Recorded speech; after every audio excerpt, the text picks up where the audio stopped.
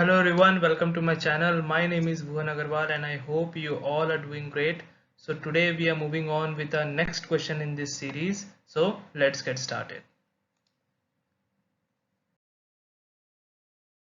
So this is our next question. I would suggest every one of you to kindly pause this video so that whenever I will be telling you the solution to it, then you can easily understand it, okay? Okay, I hope you all probably got some answers. So let us see what this question is saying us. In the very first line, you can see we are declaring a variable a and we are assigning a value of 5 to variable a. Okay. Now the main calculation is going over here. We are again changing the value of a using this expression. Okay. And what is the expression? Plus plus a plus plus plus a. Okay. And then we are printing the value of a. So you might already know that what this plus plus a means. It is a pre-increment operator, correct? It is a pre-increment operator which increases the value of that variable by 1. Okay, means here the variable is a, so the value of a will be incremented by 1. Okay, so these kinds of questions are very tricky.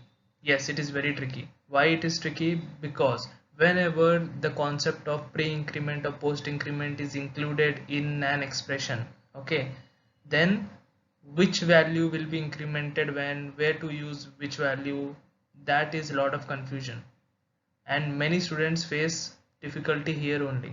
Okay, so I am going to give you a golden statement here. You have to remember this. It is in the context of pre-increment and post-increment. Okay, so the golden statement is in post-increment or decrement. Post means after this variable plus plus will be written, that is post-increment or decrement operator. Okay, first in that case, first we will use the value and then we will increment or decrement. There's a very fine line of difference between pre-increment and post-increment. Please listen to it very carefully. In post-increment or decrement, first you have to use the value and then you have to do increment or decrement. Clear? Good. Now in case of pre-increment or decrement, as here, as in this case, what you need to do is first you will increment or decrement and then you will use the value. Okay, so this is a very important difference between post increment and pre increment, using which you have to solve such types of questions in your examinations. Okay, so in post increment, again you need to remember you will use the value first, then you will increment or decrement, and in pre increment you need to increment or decrement at first and then you will use the value. Okay, so let us see how to solve this question. So I have written the golden statement here also so that you will get the concept when I will be solving the question. So in the question it is clearly mentioned that we are assigning the value of 5 to variable a, correct? Value of 5 is assigned to variable a. So you have to draw the memory diagram again in this case also.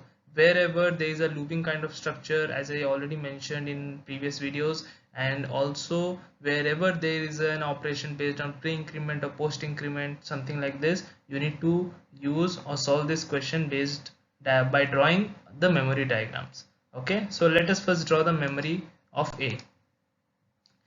Okay, so this is the memory diagram of a. We have assigned 5, so the value of 5 is assigned to this variable a. Good. Now we can see we are having this expression, correct? A equals to pre-increment a plus pre-increment a. So there are two pre-increments, correct?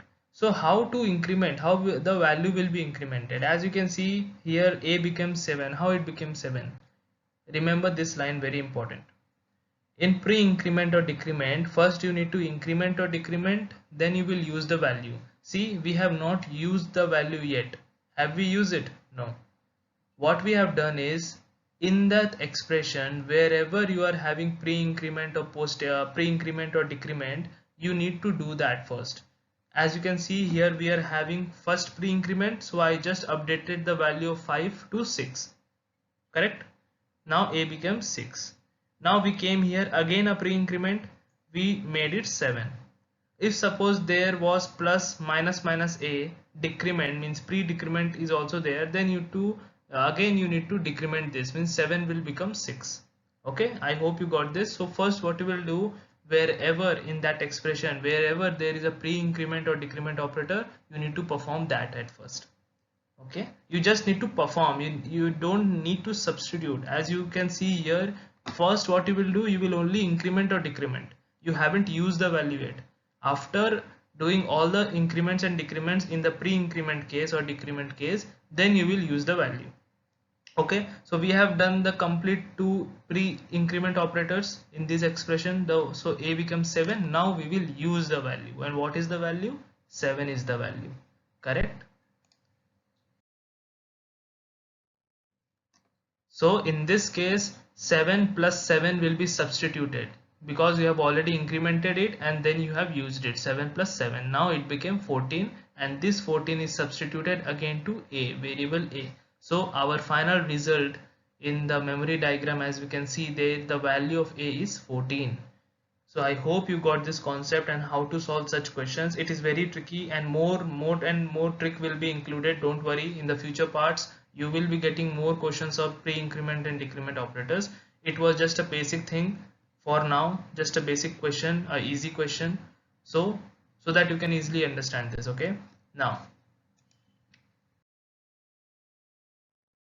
our final answer, as you can see, the final answer is 14. And how it came, you already know. So first just remember the golden statement, whatever I have said in this video, that is what is pre-increment and what is post-increment and what is the difference between the two. If you know the difference, you can easily solve such questions. So that's it. Thank you very much.